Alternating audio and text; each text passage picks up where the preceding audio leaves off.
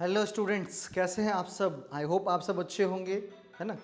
आज Lalit Narayan Mithila university PAT 2023 को लेकर काफ़ी गंभीर मामलों पर मैं चर्चा करने वाला हूँ, है ना। तो वीडियो को पूरा देखना है और इसे सभी स्टूडेंट तक पहुँचाना है, ताकि इस वीडियो को देख करके जो मैं इस वीडियो में बताने वाला हूँ उससे वो लाभान्वित हो सके। काफ़ी प्रॉफिट वाली चीज़ है आपकी, तो शेयर ज़रूर करना है, ठीक है।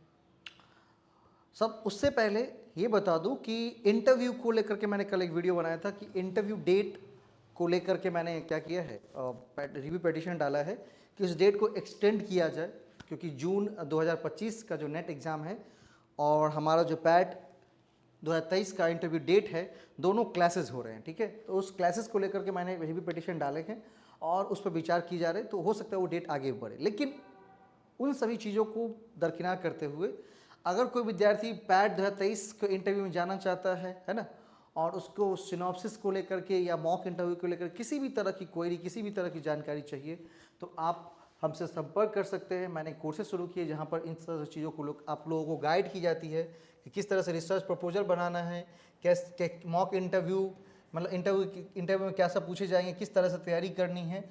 इन सभी चीज़ों के बारे में आप इस नंबर पर कॉल करके, व्हाट्सअप करके क्वेरी कर सकते हैं, ठीक है ना। तो ये सारी चीज़ें कल वाली जो थी उसको मैंने रिवाइज किया, साथ ही साथ कोर्सेज के बारे में बता दी।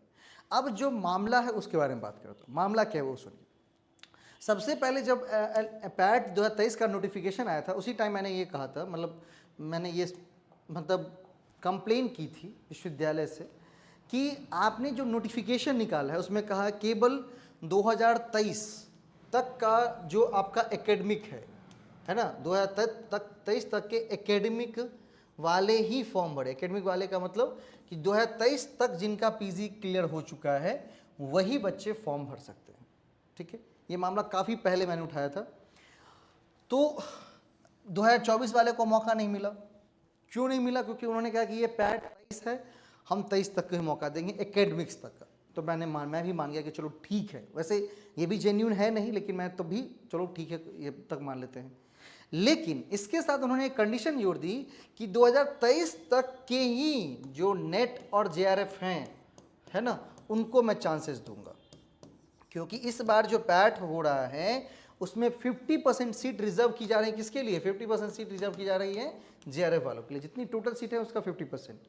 हाँ, अगर वो सीट खाली रह जाएंगी, नेट जेआरएफ से खाली रह गई, तो वो फिर सामान्य कैटेगरी में आ जाएंगी, पैट वालों के लिए आ जाएंगी, वरना उस पर नेट जेआरएफ वालों का ही एडमिशन होना है। आप लोग हम मतलब सामान्य पैट वालों का नहीं होना है, ठीक है।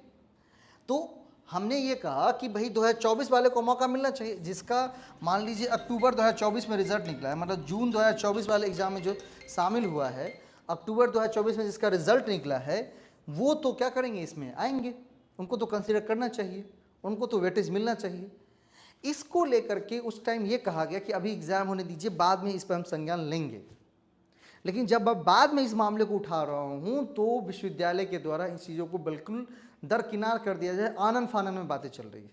इसको लेकर के मैं आगे बढ़ूंगा। रीट दायर तक की करने की बात मैंने कही है, ठीक है। मैं रीट भी करूंगा, मैं दरख्वास्त करूंगा हाई कोर्ट से कि भाई आप इस चीज़ में इंटरफेयर करिए, क्योंकि मैं बिल्कुल जेन्यून मांग रहा हूं कि एकेडमिक्स, भाई 23 एकेडमिक्स कहने का ये मतलब नहीं कि भाई 23 का, ऐसा जरूरी नहीं है। और कहीं भी ये चीज़ मेंशन नहीं की गई है राजभवन के द्वारा, ठीक है भाई।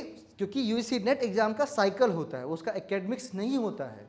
ये बात ध्यान से सुनिएगा, उसका एकेडमिक्स होता है, उसका एकेडमिक्स नहीं होता, उसका साइकिल होता है। तो अगर हमारे मतलब किसी भी पैड नोटिफिकेशन से पहले अगर किसी बच्चे का नेट जेआरएफ क्लियर है तो उसको वेटेज मिलना चाहिए। ये बिल्कुल जेन्यून मैं बात कर रहा हूँ, मैंने जानकारी उस पर हासिल की तब मैं बोल रहा हूँ, ऐसे नहीं बोल रहा हूँ, ठीक है। तो मैं रीट तैयार करूँगा, तो इसके लिए मैं चाहता हूँ कि ज़्यादा से ज़्यादा बच्चे इसमें इन्वॉल्व हो, ज़्यादा से ज़्यादा बच्चे क्या करें, पार्टिसिपेट करें, इंटरफेयर करें इस चीज़ में, है ना।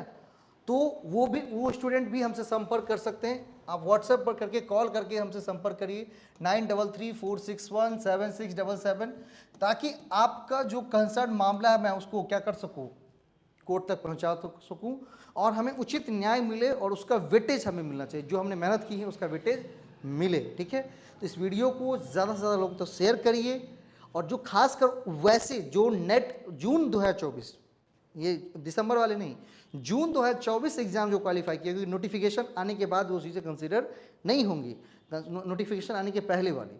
तो अक्टूबर में उसका रिजल्ट आया था, 17 अक्टूबर का आया था, 17 अक्टूबर को रिजल्ट आया था। तो 17 अक्टूबर को रिजल्ट जिसका भी आया है 24 में, जिनका भी नेट जेआरएफ किसी भी विषय में हुआ है, वो सभी लोग हमसे संपर्क करें, है ना। मैं रीड करने जा रहा हूँ, आप लोग साथ में आइए, ताकि थोड़ा सा ज़्यादा से ज़्यादा मामला उठेगा, है ना।